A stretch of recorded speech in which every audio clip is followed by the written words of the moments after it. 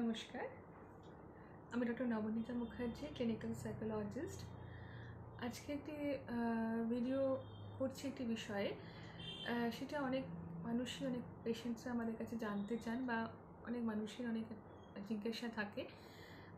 তো সেই বিষয়ে একটি ভিডিও করছি। এটা অনেক দিন ধরে এই বিষয় নিয়ে ভিডিওর একটা রিকোয়েস্ট ছিল, সেই জন্য বিষয়টা হলো marital psychology related, marital counselling related. দীর্ঘ বেশ কিছু বছর ধরে ম্যারিটাল কাউন্সিলিং কাজ করে as a clinical psychologist, marital psychology নিয়ে কাজ করা আমার। তো সেখান থেকে কয়েকটি বিষয় আপনাদের সামনে আছে তুলে ধরব, যেটা জানলে আশা করি আপনাদেরও এই বিষয়ে, যারা অসুবিধা বোধ করছেন, যাদের দাম্পত্য জীবনে নানান রকম সমস্যা তৈরি হয়েছে এবং বুঝতে পারছেন না যে সেটা আদৌ কাউন্সিলিংয়ের প্রয়োজন আছে কিনা, বা কোন সময় বা কখন আমার ম্যারিটাল কাউন্সিলিংয়ের প্রয়োজন, সেই বিষয়টাকে নিয়ে একটা ছোট ভিডিও আপনাদের জন্য করছি। কারণ অনেকগুলো প্রশ্ন অনেক সময় আমরা সাইকোলজিস্টরা পাই এই ম্যারিটাল সাইকোলজি নিয়ে, ম্যারিটাল কাউন্সিলিং নিয়ে। তো সেখানে তো মূলত যেটা বলবো যে দেখুন, আমাদের ম্যারিটাল কাউন্সিলিংয়ের ক্ষেত্রে আমরা যেটা মনে করি যে এরকম নয় যে আমার পার্টিকুলারলি কত বছর বিবাহিত জীবনের পর ম্যারিটাল সাইকোলজি বা ম্যারিটাল কাউন্সিলিংয়ের প্রয়োজন আছে, ম্যারিটাল কাউন্সিলিং করানো উচিত, সেরকমভাবে পার্টিকুলারলি বাধা ধরা কিছু বিষয় নয়। আমি শুধুমাত্র রিলেশনশিপ কাউন্সিলিংয়ের বিষয়টা এই ভিডিওতে আনছি না, এবং ম্যারিটাল কাউন্সিলিংও একটা অনেক বড় একটি বিষয়, যেখানে একটি ছোট ভিডিওতে হয়তো সবার সব জিজ্ঞাসা পূরণ হবে না, কিন্তু তাহলেও কিছু বিষয়, গুরুত্বপূর্ণ বিষয় আমি আজকে এই ভিডিওতে তুলে ধরার চেষ্টা করছি। যে অনেকেই বলেন যে কীভাবে বুঝবো আমার একটা কাউন্সিলিংয়ের প্রয়োজন আছে বা আমাদের একটা কাউন্সিলিংয়ের প্রয়োজন আছে। তো দেখুন, বিবাহিত জীবনে কত বছরের বিবাহিত জীবন সেটার উপর ডিপেন্ড করছে না যে আপনার কাউন্সিলিংয়ের প্রয়োজন আছে আপনাদের বা নয়, সেটা না। যদি সেটা কয়েক মাসের বিবাহিত জীবন হতে পারে, আবার অনেক বছরের, সেটা 18 বছরের বিবাহিত জীবনেও কাউন্সিলিংয়ের প্রয়োজন হতে পারে, সেটা 25 বছর বা 40 বছর পরেও হয়তো ম্যারিটাল কাউন্সিলিংয়ের প্রয়োজন হতে পারে, আবার 2 বছর 5 বছর বিবাহিত জীবনেও কাউন্সিলিংয়ের প্রয়োজন হতে পারে। কারণ সমস্যাটা যে কোনো সময়ে আসতে পারে, এবং সমস্যাটা একটা মনস্তাত্ত্বিক দিক থাকলে তখন ম্যারিটাল কাউন্সিলিংয়ের অবশ্যই প্রয়োজন হয়। এবং যেখানে আমি প্রথম থেকেই বলবো, ধরুন আমরা যেটা বুঝি যে যখন দুটো মানুষের মধ্যে একটা ম্যারিটাল স্ট্রেস বাড়ছে, যখন বুঝতে পারছেন যে সম্পর্কটাকে কোথাও গিয়ে ভীষণভাবে বয়ে নিয়ে যাওয়াটা একটা কষ্টকর হচ্ছে, বা আমরা চাইছি একরকম, হচ্ছে একরকম, দুজন দুজনকে ক্রমাগত ভুল বুঝতে শুরু করেছি, বা আমাদের একসাথে থাকাটা আমরা নিজেরা থাকতে চাইছি কিন্তু হচ্ছে না, বা থাকছি কিন্তু ভালোভাবে থাকতে পারছি না। দেখুন, একসাথে থাকতে গেলে অনেকেই বলবেন যে ঝগড়া অশান্তি তো খুব স্বাভাবিক ব্যাপার, সংসার জীবনে অশান্তি ঝগড়া এগুলোকে নিয়েই তো মানুষের দাম্পত্য জীবন। হ্যাঁ, ভালো মন্দ সব কিছু মিলেই সংসার এবং দাম্পত্য জীবন।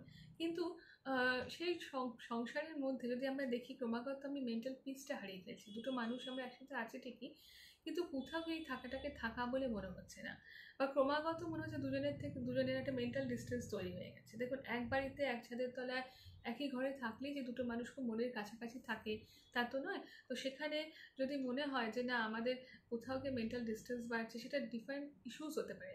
সেটা নিজেদের ব্যক্তিগত সমস্যার জন্য হতে পারে, বা ফ্যামিলিতে ধরুন অন্য কোনো ইনলসদের কোনো এফেক্টে হতে পারে, কিংবা এক্সট্রা ম্যারিটাল অ্যাফেয়ার্স রিলেটেড কারণ হতে পারে, চাইল্ড রিলেটেড কিছু কারণে হতে পারে, ফ্যামিলি প্ল্যানিং নিয়ে কোনো সমস্যা হতে পারে। এরকম অনেকগুলো বিষয় নিয়ে যখন বুঝতে পারছেন যে আপনাদের বেশ কিছু জায়গায় ভীষণ আর্গুমেন্ট হচ্ছে, বা কোথাও গিয়ে না আর একসাথে বলে থাকাটা ভালো লাগছে না, হয়তো আছি বিয়েটা ভাঙতে চাইছি না, একটা সোশ্যাল ফ্যাক্টর তাই জন্য, কিন্তু এই বিয়েটার হয়তো আপনারা নিজেরাই বুঝতে পারছেন কোনো মানে নেই, বা এই মানে নেই জায়গায় পৌঁছানোর আগেও যদি আপনারা সম্পর্কটিকে ভালোবাসেন, সম্পর্ক থাকতে চান, তাহলে আমার মনে হয় যে ম্যারিটাল কাউন্সিলিংয়ের কোনো বিকল্প নেই।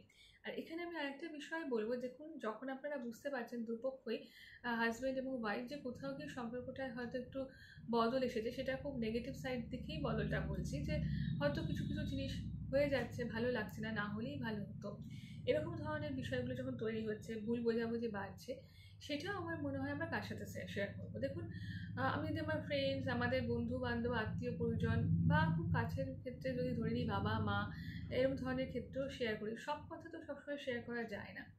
দাম্পত্য জীবনে ব্যক্তিগত সমস্ত কথা আপনি কারোর সাথে শেয়ার করতে পারবেনও না।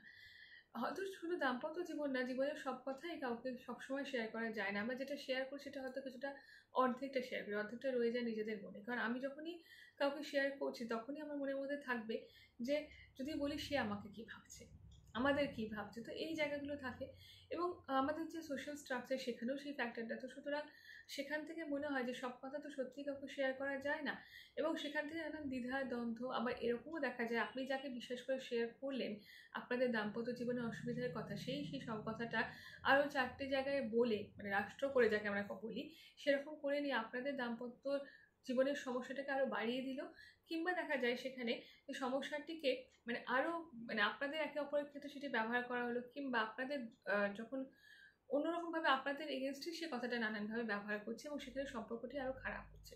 সুতরাং যখনই দুটো মানুষ বুঝতে পারছেন যে মানে বিবাহিত জীবনটিকে একসাথে বয়ে নিয়ে যাওয়াটা বেশ কষ্টকর হচ্ছে, কিংবা ধরুন বিয়ের পরেই একদম প্রথমেই হয়তো বুঝতে পারলেন যে তাকে আমি নিজেই পছন্দ করেই বিয়ে করেছি, মানে যাকে আমরা সো কল লাভ ম্যারেজ বলি, সেরকম হতে পারে, বা অ্যারেঞ্জড ম্যারেজ, যেটা মানে নেগোসিয়েশনভাবে তৈরি হয়েছে বিবাহটা।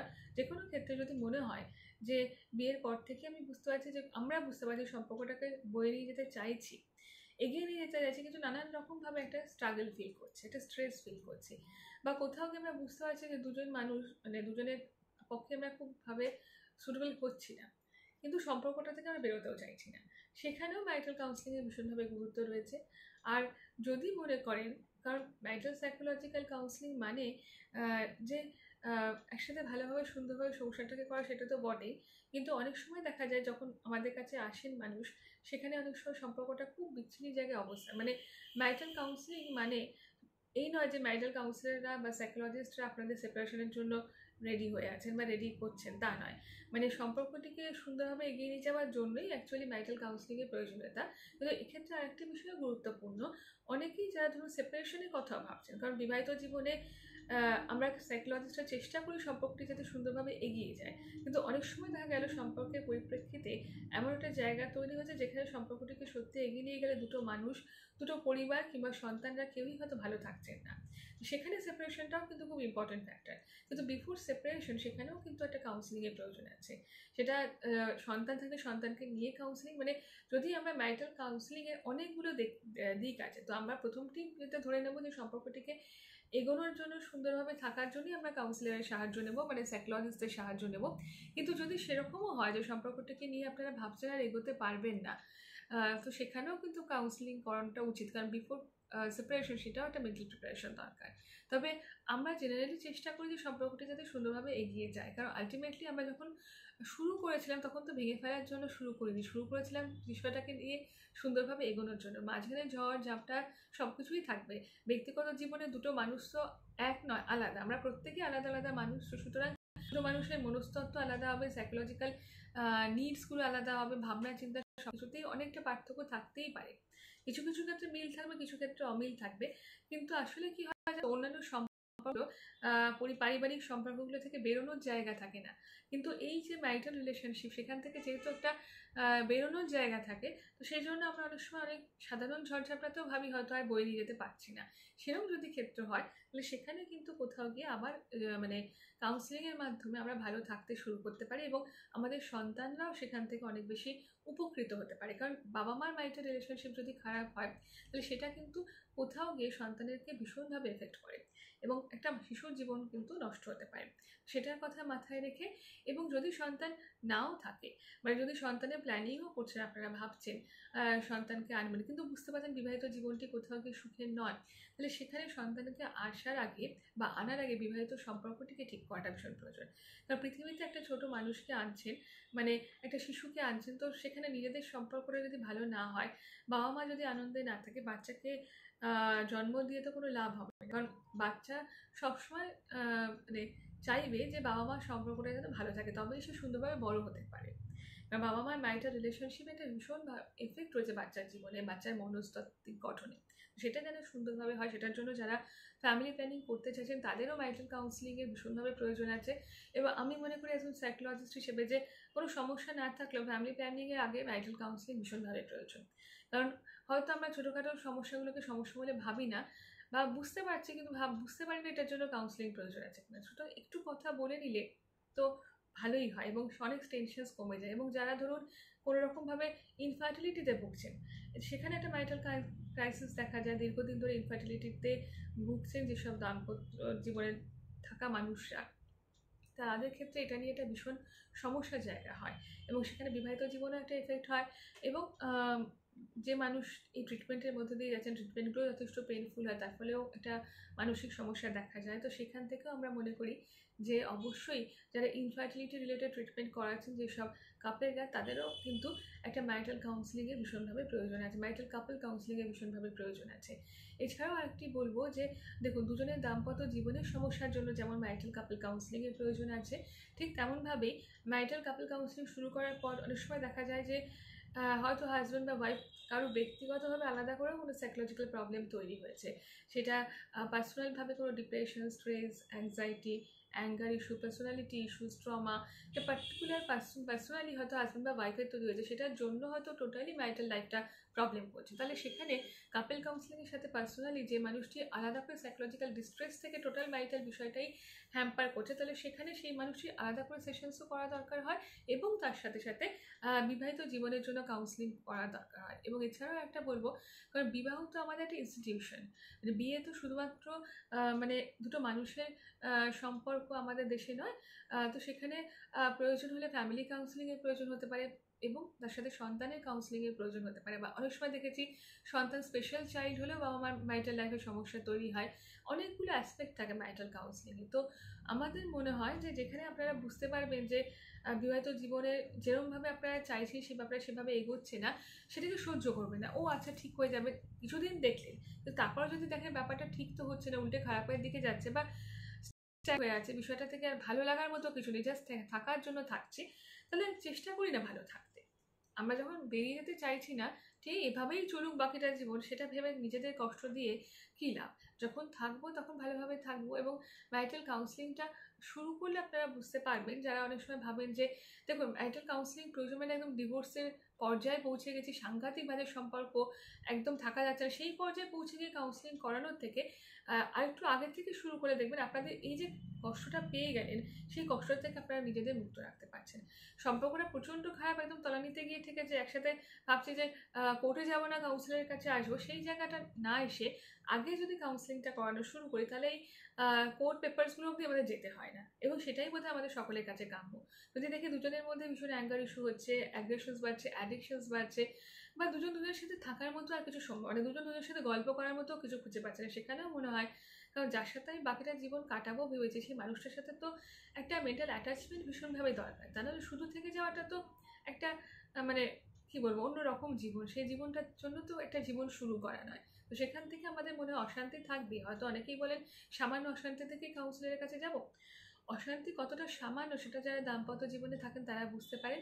এবং দেখুন, আমি কাউন্সিলিংটা না করালে হয়তো আমরা বুঝতে পারবো না যে বিফোর কাউন্সিলিং আমরা কতটা ভালো থাকতে পারি আর আফটার কাউন্সিলিং কতটা ভালো থাকতে পারি। মানে থাকাটা সহ্য হয়ে গেছে আমার, এইভাবে থাকাটা, এইভাবে কষ্ট করে থাকাটা আমার হয়তো হ্যাবিট হয়ে গেছে, একটা সময়ের পর কষ্টটা হ্যাবিট হয়ে যায়, সেই হ্যাবিটটা করে নিলে ম্যারিটাল লাইফে আর কোনো ভালোবাসাটুকু থাকে না, ভালো লাগাটুকু থাকে না। তো সুতরাং একটা লাইফ যেটাকে নিয়ে আমাদের জীবন এবং সেটা যথেষ্ট ইম্প্যাক্ট আমাদের মেন্টাল, ফিজিক্যাল, স্পিরিচুয়াল সমস্ত লাইফের মধ্যে দিয়ে পড়ে।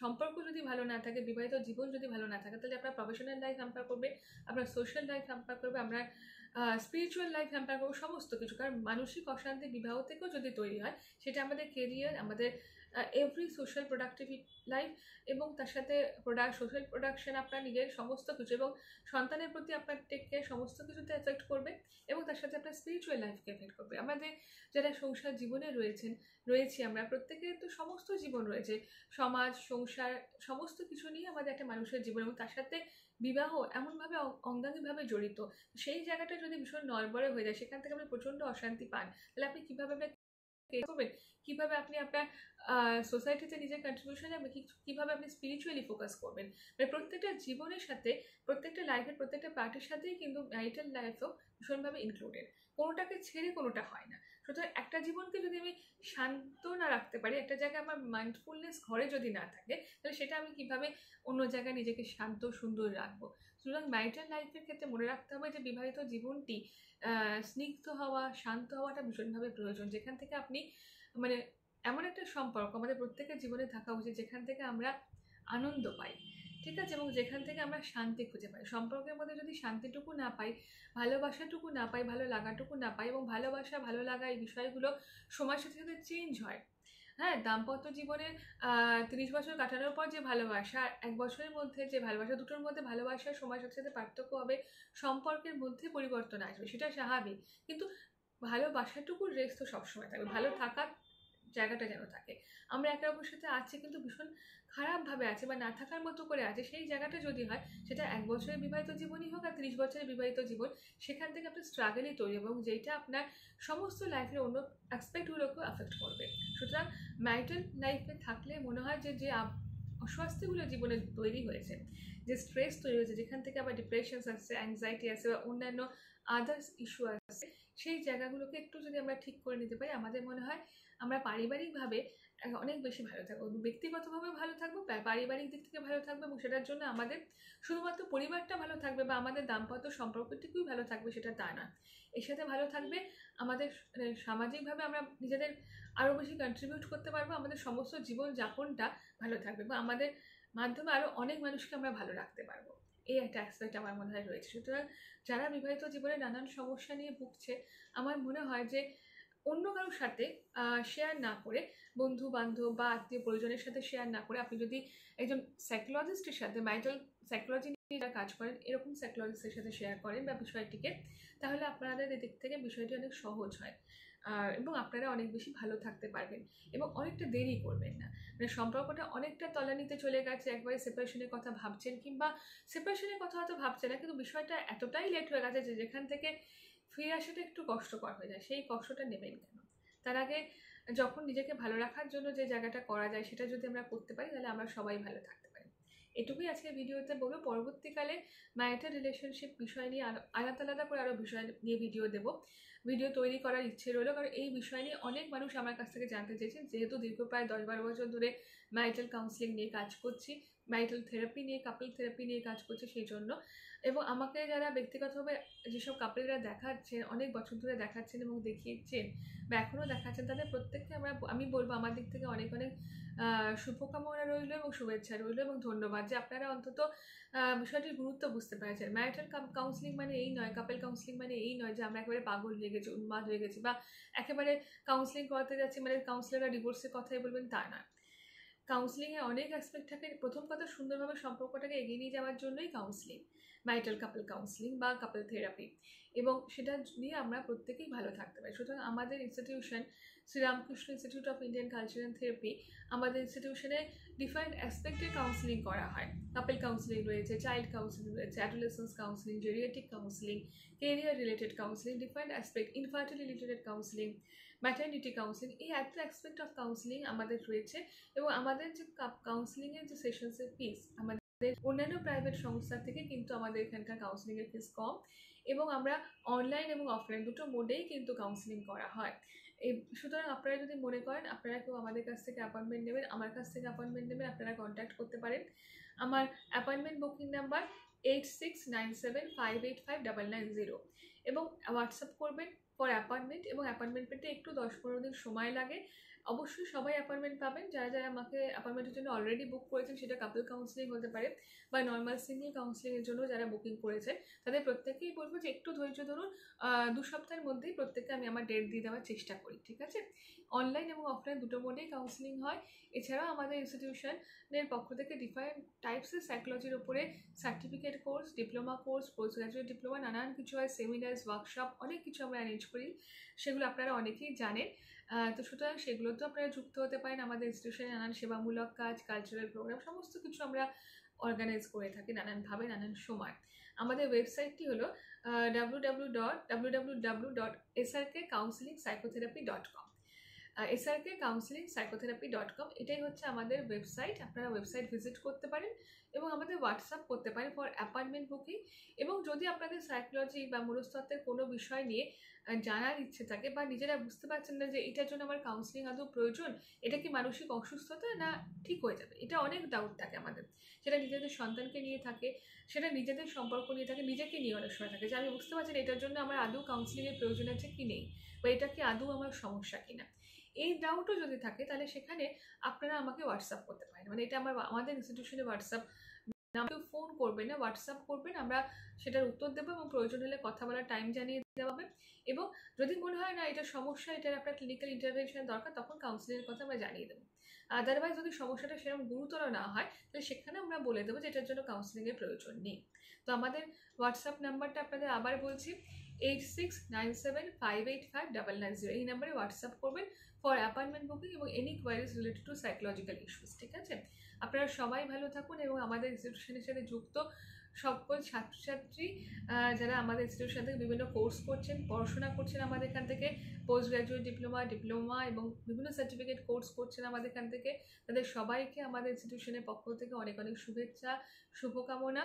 এবং যারা আমাদেরকে দেখান মানে ফর কাউন্সিলিং, যারা নিজেদের সন্তানকে দেখাচ্ছেন, যারা সে সকল মা বাবাকে যারা কাপল কাউন্সিলিং থেরাপি নিচ্ছেন বা অন্যান্য থেরাপি নিচ্ছেন আমাদের কাছ থেকে দীর্ঘ সময় ধরে, আমাদের প্রতি এত আস্থা আপনারা রেখেছেন, আপনাদের সুন্দর সুন্দর কমেন্টস আমরা রিভিউ গুগলে পাচ্ছি।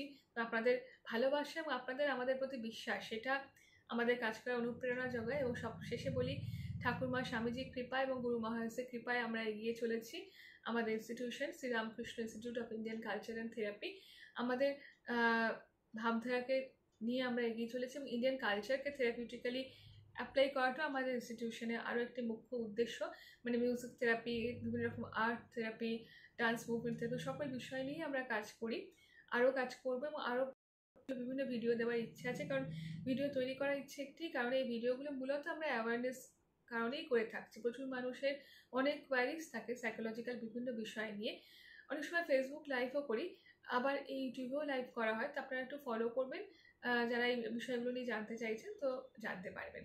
আর আমাদের ফেসবুকের যে পেজটি হলো Sriramakrishna institute of Indian culture and থেরাপির ফেসবুক একটি পেজ আছে, ওইটিও ফলো করবেন। ওখানেও আমরা অনেক সময় লাইভ অনুষ্ঠান করে থাকি এই বিভিন্ন রকম মনস্তাত্ত্বিক বিষয় নিয়ে।